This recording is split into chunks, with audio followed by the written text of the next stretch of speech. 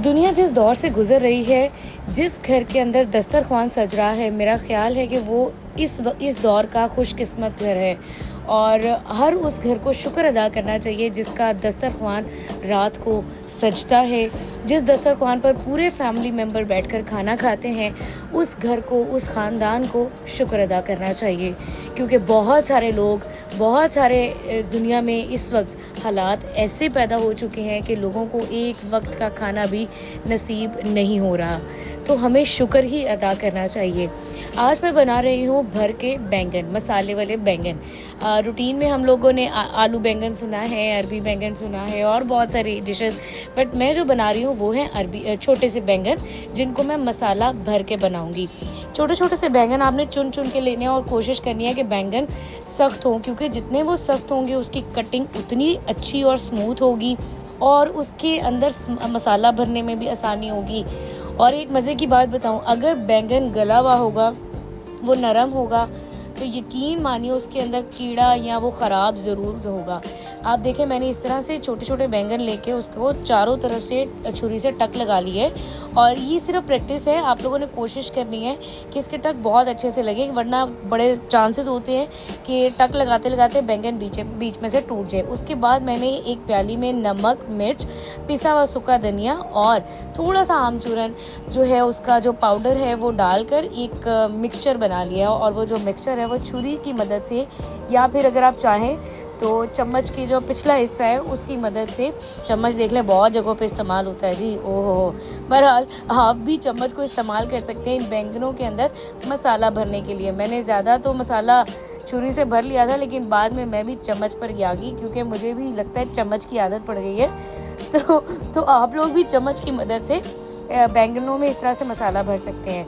उसके बाद आप एक खुला पैन लें, क्योंकि इसको बनाने के लिए आपकी जो भी पतीली है वो टाइट नहीं होनी चाहिए। जितनी खुली होगी उतना अच्छे से बन जाएगा और उसके चांसेस भी कम रहेंगे कि ये टूटें। उसके अंदर आप छोटा छोटा प्याज इस तरह से बारीक बारीक काट कर डालें। और मैं ज़्यादातर खानों में ऑलिव ऑयल ही यूज़ करती हूँ, क्योंकि एक तो वो हेल्थ के लिए भी बहुत अच्छा रहता है और दूसरा खाने का टेस्ट बहुत अच्छा हो जाता है। उसके अंदर मैंने ये छोटा छोटा मसाला प्याज जो है उसको भून लिया है, और साथ में एक ग्राइंडर के जग में 4 टमाटर जो हैं उनको थोड़ा सा पानी डालकर ग्राइंड कर लिया है, उसका मसाला बना लिया है।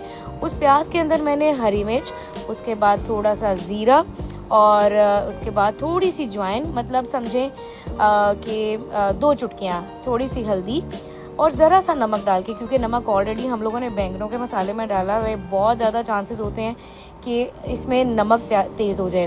तो आपने कोशिश करनी है कि नमक कम से कम रखना है, कम हो जाए तो डाल लें, ज़्यादा हो गया तो कहाँ से निकालेंगे।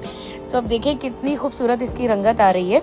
उसके बाद 1 या 1.5 चम्मच जो है वो आप दही का लें और उसको अच्छी तरह से फेंट लें, क्योंकि अगर आप ऐसे डालेंगे ना तो वो मसाले के अंदर उसकी फुटकियाँ सी बन जाएंगी, तो वो नहीं करना। तो इसको अच्छी तरह से फेंट कर इस प्याज में डाल लें और उसको 2-4 मिनट पकाएं। और उसके बाद जो ग्राइंड किया हुआ टमाटर है उसको मिक्स कर दें। मेरी लास्ट वीडियो पे किसी ने मुझे कमेंट किया कि आप ग्राइंड को ग्रैंड बोल रही हैं, तो मैं क्या करूँ, मैं लाहौर से हूँ और मेरे अंदर से पंजाबी फंस के बाहर निकलती है। तो थोड़ी देर इस मसाले को भून के पकाने के बाद ये जो मसाले के भरे हुए बैंगन है वो कुछ इस तरह से आप इस मसाले के अंदर पूरे ऐड कर दें और हल्का हल्का सा नरम हाथ से चम्मच की मदद से इसको पानी में या मसाले में डुबोकर उसको दम पर रख दें।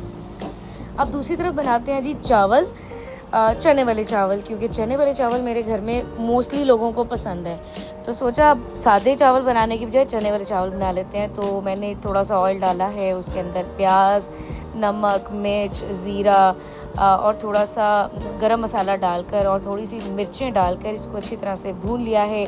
और मेरे पास जो चनों का डिब्बा था वो हाफ़ बॉयल चने होते हैं, जो कि बड़े ही सूटेबल रहते हैं और आपको बताऊं आपका वक्त बहुत बच जाता है उसको बनाने में। तो मैंने जो हाफ़ बॉयल चने थे वो उसमें डाल के अच्छे से भून लिया। और साथ ही ज़रा देखें, वाह क्या बात है, बैंगनों की खुशबू जो है वो आने लगी है। दूसरी तरफ जो चने हैं उसको आप थोड़ा सा और पानी डालकर उसको पकने के लिए रख दें। जो ही आप देखें कि ये चने थोड़े से गल रहे हैं तो उसके अंदर आप पानी डालें और थोड़ा सा पानी डालकर वो जो चावल आपने भिगो कर रखे थे वो भी बीच में शामिल कर दें और उसको अच्छी तरह से हिलाकर पकने के लिए रख दें।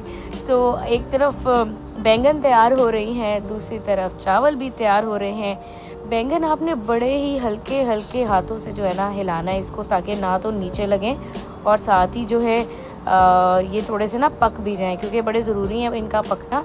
अगर कच्चे रह गए तो भी सारे खाने का बेड़ा गर्क हो जाएगा। मैंने सोचा साथ चावल तो बन रहे हैं, हर घर के अंदर एक नमूना ऐसा ज़रूर होता है जिसको एंड टाइम पे रोटी ही चाहिए होती है। तो जी मैंने कहा इससे पहले कि उस नमूने की फरमाइश आए, रोटी मैं खुद ही बना लेती हूँ। तो मैंने रोटी भी बना ली है जी। मुझे बचपन से रोटी बहुत अच्छी बनानी आती है। मैंने अपने करियर का मैंने जब जो चीज़ किचन में सबसे पहले सीखी थी ना वो थी रोटी। और मेरे पापा मेरी टेढ़ी मेढ़ी रोटियां खाते थे और बाद में उनको मेरे हाथ की रोटी ही सबसे ज़्यादा पसंद आती थी, और मामा ने मुझे बहुत अच्छे से सिखाई है रोटी पकाना। तो जी मैं रोटी पकाने में तो बहुत ही ज़्यादा एक्सपर्ट हूँ। हाँ, अलबत्ता मुझे आटा गूंदना नहीं आता है। आटा ना गुंदवाए मेरे से कोई, बल्कि इसके बदले मेरे से 100 रोटियां पकवा ले, लेकिन कोई मुझसे आटा ना गुंदवाए, बड़ा ही मुश्किल काम लगता है मुझे। ले जी मेरी गर्मा गर्म रोटियां भी तैयार हैं, इतनी देर में चावल भी बॉयल हो चुके हैं ऑलमोस्ट। अब बारी है इनके दम देने की।